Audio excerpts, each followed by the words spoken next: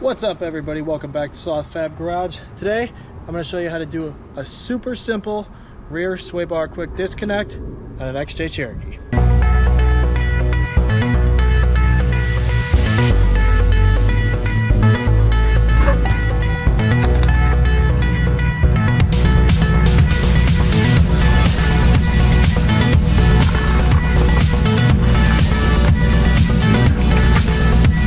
Good line.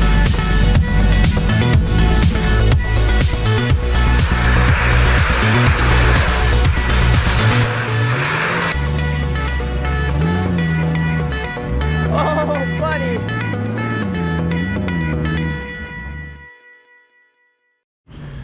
If you're like me, you know that disconnecting your sway bars off-road is a fantastic idea. And if you know anything about Cherokees, you know that you can buy quick disconnect setups for the front all day long, but for the rear, not so much.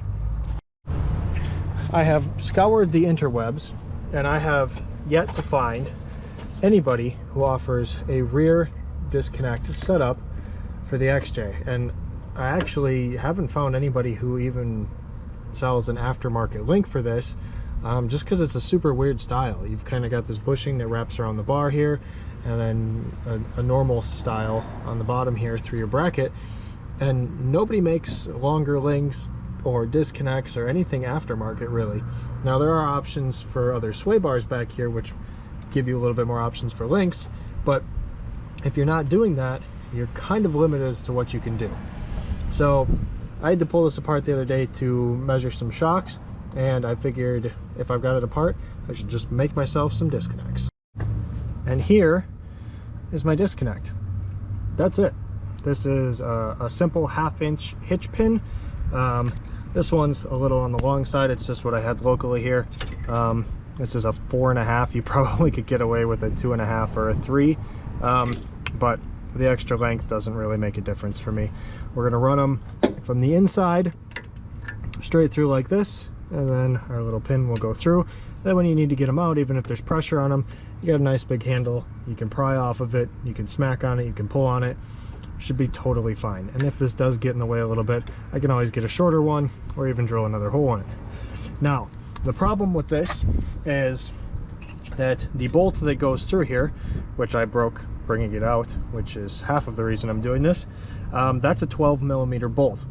Now that basically means that I can either run a 12mm hitch pin, which I don't think exists, or I have to find something else. Now my options are 7/16 hitch pins or 1/2 inch hitch pins. 7/16 is 11.1 millimeters, so almost a full millimeter difference. And a 1/2 inch is 12.7 millimeters, so about 3/4 of a millimeter difference. So we decided to step it up and drill these out if we have to, versus stepping it down and having some slop in here. Now if I take my 1/2 inch, I'm already able to slide through there, and I can almost slide through the front one, so getting through there shouldn't be too bad. This will need a little bit, but it's pretty rusty, so I'm thinking that it will not take a whole lot to open these holes up in order to do that.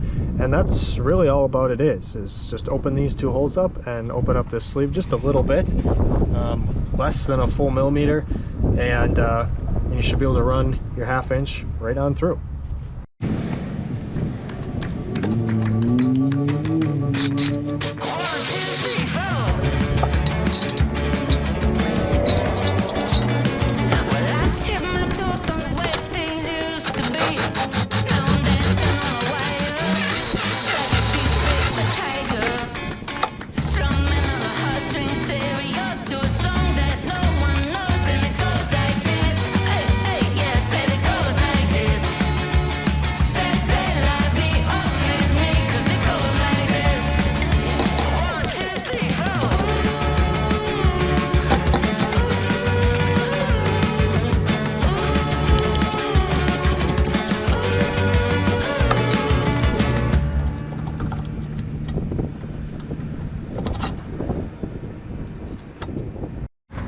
And just like that, we're done. I mean, you saw it was, I had more trouble getting this back in the bracket than I had actually opening up the holes for this pin. So this is probably the easiest way you could go about doing this. I think these are under $3 a piece. So for $6, I've got disconnects on both sides in the rear, and easy to work on, easy to pull out. If you want to grease them, go for it. Again, if you want shorter ones, by all means. I think you could get away with probably a 2.5, possibly even a 2. A measurement would be helpful, but this is just what I had. They're not going to get in the way of anything by any means, so the extra length doesn't bother me. I can actually use something to pry in there now if they get stuck. But yeah, super easy.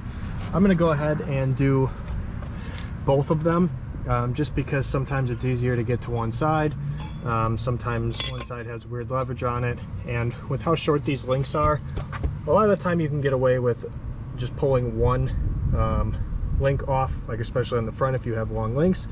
But with these sway bar links being so short, I'll probably end up pulling both links off for any off-road stuff, just to let everything move easily so you're not stretching this out completely.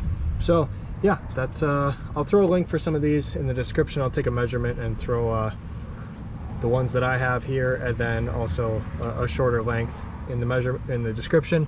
But yeah, that's about all it is. Super simple, super fast, super cheap, and you've got sway bar disconnects on an XJ in the rear. I mean, doesn't get much better than that. So I'll link that stuff below. Otherwise, that's it. Hope you guys learned something. Appreciate you coming along for the ride. Catch you on the next one.